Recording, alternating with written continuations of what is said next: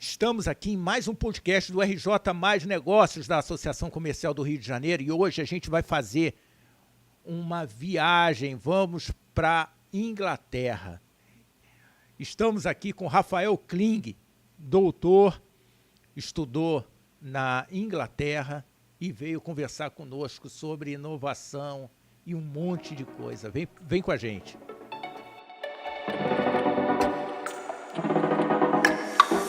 Rafa, muito bem-vindo e me diz o seguinte, conta essa história, como é que você foi parar na Inglaterra de repente, como é que você foi fazer esse doutorado lá em Newcastle, conta pra gente essa história toda e que resultado chegou aqui no Brasil com o que você aprendeu, com as suas experiências na Inglaterra. Não, muito obrigado primeiramente, aqui é um prazer estar aqui com vocês, aqui apresentando aí um pouco do que a gente vem trabalhando aí nesses últimos anos.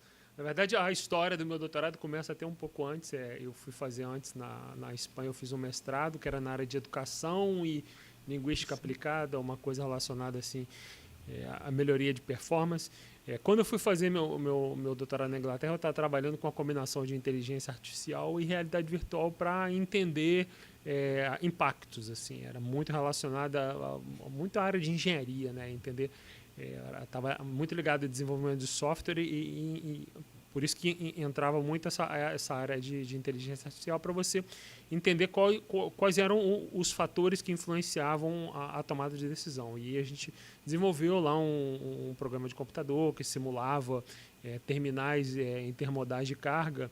E quando eu estava terminando esse meu doutorado, eu estava com uma ideia de fazer um pós-doutorado que era um pouco a sequência daquilo, mas era relacionado a entender como que as pessoas interagiam nesse espaço virtual, né? Então, a gente, ao invés de você só simular o terminal, você botava uns óculos de realidade virtual na pessoa e entendia como é que elas se comportavam quando tinha alguma situação de emergência, se tivesse um incêndio na estação, como é que as pessoas se moviam, como é que uma pessoa em cadeira de roda, como é que um idoso. E aí, essa era a ideia que eu tinha para fazer o meu pós-doutorado ainda lá na Inglaterra.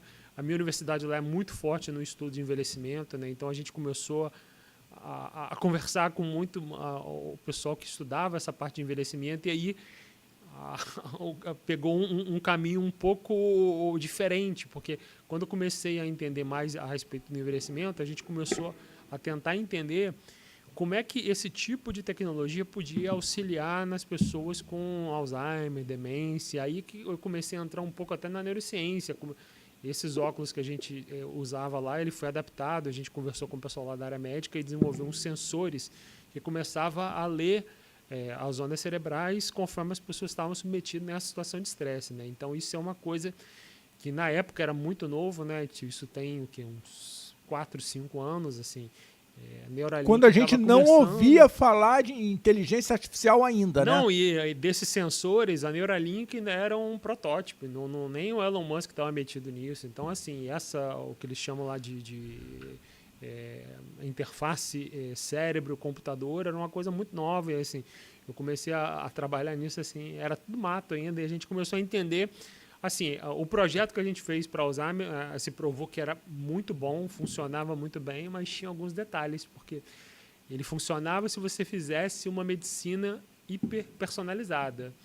Porque assim, o problema desses devices que você lê, as ondas cerebrais, é que cada pessoa tem uma reação um pouco diferente da outra, sabe? Isso aqui era um complicador. Então, assim, uma pessoa que de repente estava submetida a um estresse com uma música ou com um cheiro, ele podia ter uma resposta completamente diferente de uma outra pessoa na mesma. Então, assim, funcionava bem, mas para você desenvolver isso como um tratamento era muito desafiador, e aí a gente foi até deixou um pouco essa parte de medicina. Assim, o meu sócio lá, ele era ex-veterano da guerra, tinha sofrido, ele tinha um estresse pós-traumático severo, e uma das coisas que a gente depois começou até a trabalhar isso era como é que você podia usar esses dispositivos para poder aumentar a resiliência, né? Porque às vezes a pessoa imagina assim, o segredo de você não estar na situação de estresse é você não ter situação de estresse, mas na verdade não é.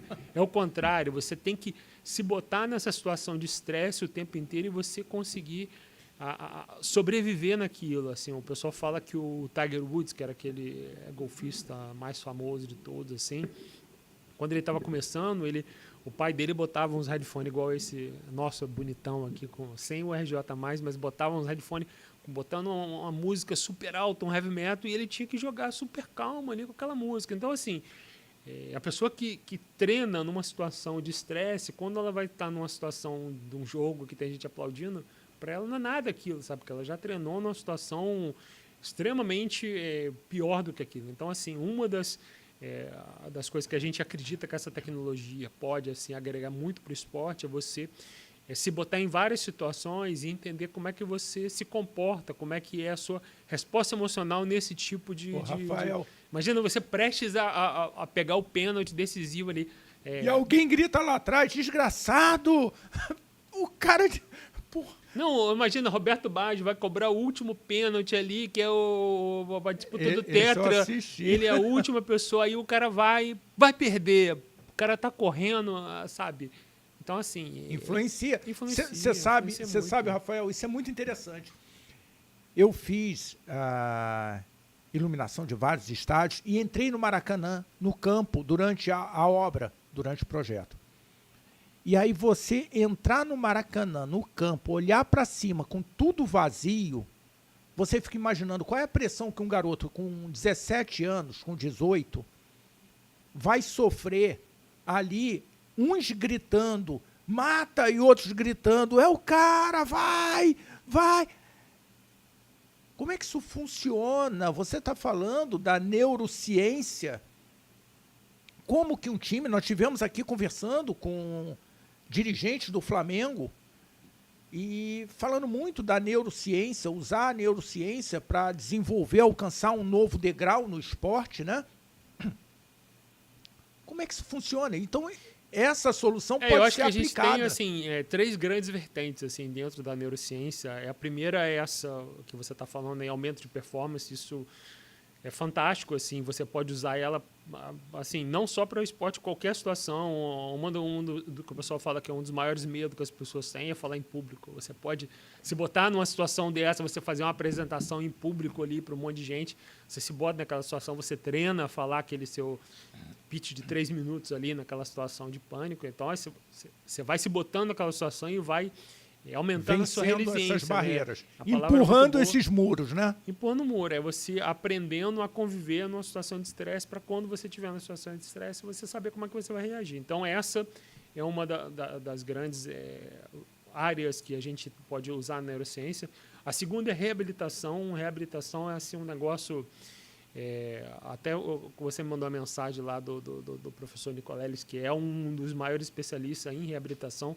Esse uso da neurociência, assim, que na pesquisa deles lá, eles estão entendendo exatamente a pessoa, antes de você fazer aquelas ligações todas, a pessoa imaginava que ele ia mover aquele negócio com a mente, e assim, é impressionante como é que a mente está ligada no corpo.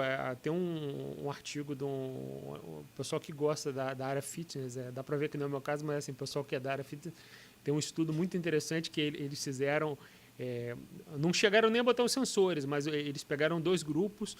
Um grupo pegava, levantava peso, o outro grupo chegava, sentava no mesmo lugar, fechava o olho, se imaginava fazendo todo aquele negócio, e depois, quando eles iam medir, a diferença era pequena, da pessoa que fez o exercício e do outro que só se visualizou fazendo aquilo. Então, assim, a gente está só descobrindo ainda tudo que tem, mas essa interligação da mente com o corpo, assim, é fantástica. Então, assim, na reabilitação, você começar a ver você andando ali, sabe, que é muito da pesquisa do Nicoleles, assim, é uma área muito boa. E a terceira é essa área que a gente estava falando até dessa área do envelhecimento e como é que você vai começar a se preparar para estar para poder estar mais preparado e você fazer essas conexões, né? Porque é um dos mitos que a gente tinha muito na neurociência, que você nasce com a quantidade de neurônio e depois só vai decrescendo, e não é verdade. Na verdade, isso é tudo... O cérebro tem uma plasticidade enorme e se você começar a entender como é que ele funciona, você pode desenvolver mais capacidade com aquilo que você tem. Pessoas que perdem parte da massa encefálica e ela assume outra parte do cérebro, assume aquela função que originariamente é da parte que teve algum problema. Eu também não sou médico, mas a gente ouve a isso. plasticidade cerebral é assim, uma coisa fantástica, é muito impressionante. E voltando lá no esporte, Rafael, você acredita que essa neurociência, esse estudo de como o cérebro se comporta, em primeiro lugar, com um garoto que está lá no campo, de repente sofrendo essa influência, você falou do Tiger Woods, ouvindo um rock pauleira, um heavy metal, e de repente está jogando um golfe que precisa de uma concentração absurda. Como que você acha que um Flamengo, um Vasco, um Fluminense, como é que seria tangibilizado uma solução para levar esses clubes de futebol, de remo, a uma melhoria? Estamos aí às vésperas de uma Olimpíadas, de mais uma Olimpíadas. Como é que, de repente, um dirigente de futebol pode olhar e falar assim, bacana, eu quero isso, vem para cá e eu preciso estudar, trazer essa sua experiência, Rafael, aqui para o nosso clube?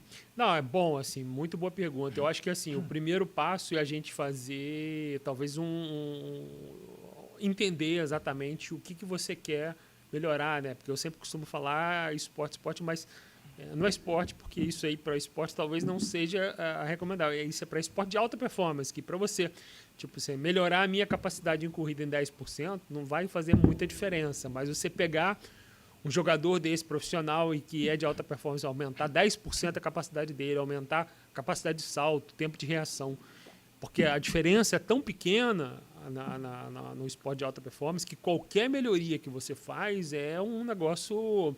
A gente estava comentando um pouco antes, quando a gente estava falando de quanto que o Flamengo, por exemplo, movimenta na economia. Então, você melhorar um pouquinho num negócio que já é enorme. O volume é grande. O volume é muito grande. Então, você imagina o jogador do Flamengo ter uma capacidade de corrida maior do que todos os outros. Isso aí é um ativo intangível enorme, assim. Pode dar uma vantagem competitiva gigantesca. Então, assim, eu acho que talvez assim a gente separaria grupo de jogadores, esses aqui, o que a gente vai tentar fazer? E aí fazer um desenho de experiência exatamente focado no que você quer otimizar, né? Que você tentar melhorar tudo em todo mundo é mais complicado, né? Mas se você determinados jogadores, o goleiro vamos tentar melhorar o tempo de reação, o zagueiro aqui vamos melhorar a corrida, poder entender.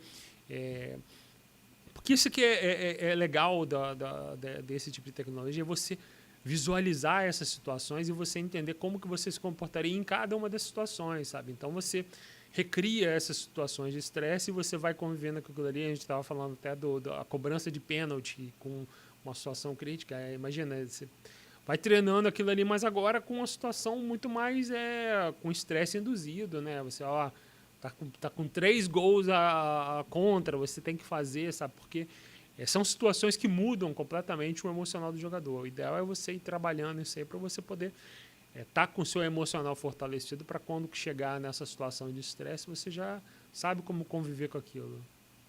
Olha que bacana. Me conta como é que foi essa experiência no golfe.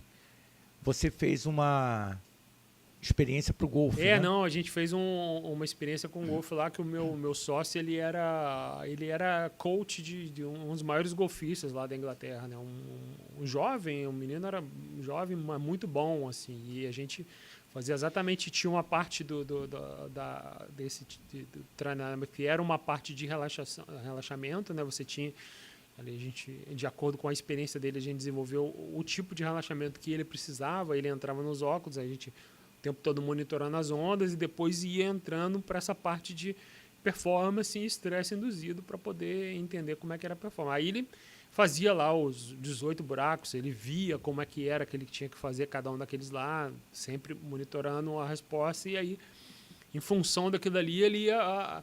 Porque quando você já vai para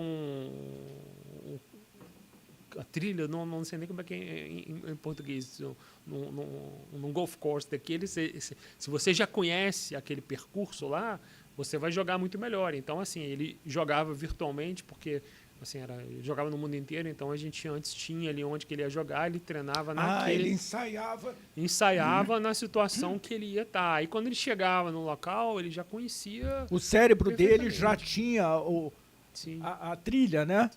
O percurso que ele ia fazer na pista e como que ele ia atingir cada buraco. Sim. Olha só que interessante, Rafael. Então você acha que nós conseguimos usar, que já está na mesa essa solução no Brasil também pronta para ser aplicada? O que a gente precisa é, como dirigente, como decisor, ser disruptivo na criação de uma condição diferente. Falar, não, vem para cá, vamos parar de fazer a mesma coisa, que com a mesma coisa nós vamos continuar no mesmo lugar. Sim. Não, talvez até a gente tenha espaço para a gente criar, até no Rio de Janeiro, um espaço de neurociência para o esporte, né? Imagina que se juntasse os clubes do Rio e falar, pô, como é que a gente pode aumentar a competitividade dos clubes cariocas e usando essas tecnologias? Talvez uma iniciativa que atravesse os clubes e agrupe todos. E tem uma central... Bom, a competitividade é tão grande que eu acho difícil que, de repente... Eu vi o Nicoleles falando, o professor Nicoleles falando de, olha, eu tentei fazer isso no meu time do coração no Palmeiras, não consegui fazer no Palmeiras. Talvez possa ter alguma situação que gere realmente como comunidade, como grupo. Eu não sei a competitividade, se ela permite isso, né? Porque fica uma rivalidade tão grande entre os clubes, não sei se permitiria na vida real. Eu não sei, assim, é porque a gente sempre pensa o futebol como nessa parte da paixão, né? Mas se a gente pensar assim, meio que como os europeus pensam no negócio, o futebol, e que você... porque o futebol, o negócio do futebol mudou muito, né? Antigamente, o mercado, cada vez os times estão comprando, os times lá de fora vêm para cá, compram o jogador mais cedo. Então, se antes disso a gente pegasse a molecada, e esses clubes poderiam ser até ajudar a gente, e trabalhasse esses jogadores não para o jogador jogar aqui no Flamengo e competir, mas para ele ser preparar esse moleque para poder vender para fora mesmo, ou olhar...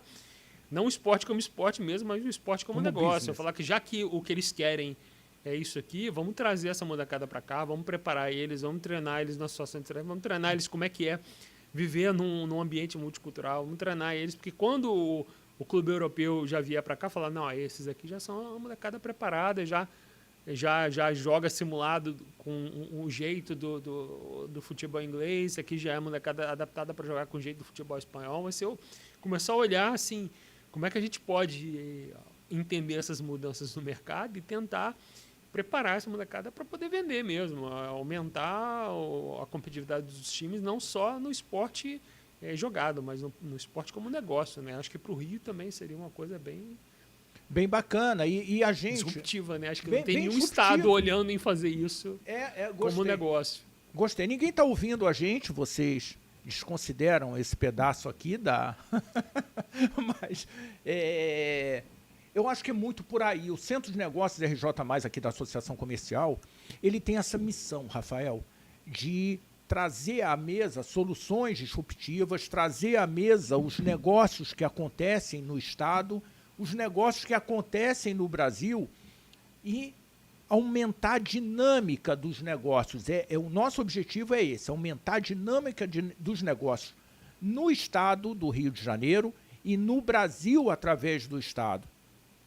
Então você que está assistindo a gente, vai lá e se inscreve no canal, aperta o sininho, vem participar conosco. A turma aqui é uma turma toda muito no nível do Rafael, pessoas muito qualificadas, mas não somos muitos, então braços são importantes. Nós precisamos de vocês para que a gente alcance como grupo um patamar diferente. Nós precisamos mudar o nosso status, como nós vemos o mundo, como nós nos estruturamos para o desenvolvimento, né, Rafael? Ah, sim. E nada melhor, como o Rafael falou, a associação comercial nasceu quando tudo era mato. Tudo mato. Né? Dom João chegou aqui e criou a Praça do Comércio. E ali nós viemos, durante muitos anos, décadas, 2 séculos, buscando inovação. E nós fizemos isso e continuamos fazendo isso. Rafa, bom, considerações finais. Não, é isso. Eu acho que eu sempre falo, né? A pessoa que é pessimista fica reclamando do vento, a pessoa que é otimista fica, opa, o vento.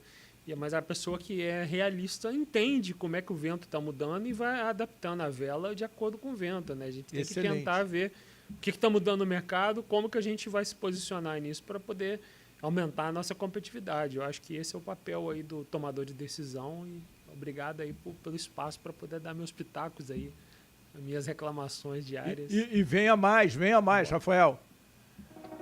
Fica com a gente que tem muito mais.